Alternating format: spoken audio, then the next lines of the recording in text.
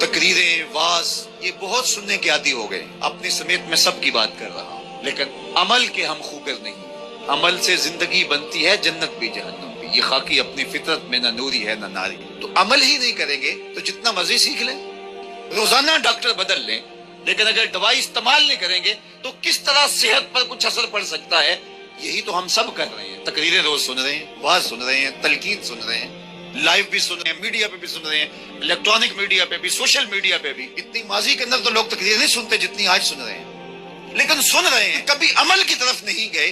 तो जिंदगी 20 साल जिस तरह पहले थी आज भी उसी तरह है, और पूरी उम्मत का ये मिजाज बन गया है। लिहाजा उम्मत जहां 70 साल पहले खड़ी थी आज भी वहां खड़ी है। इसलिए कि हम नुस्खे अच्छे अच्छे लिखवाते हैं लेकिन कभी अमल नहीं किया।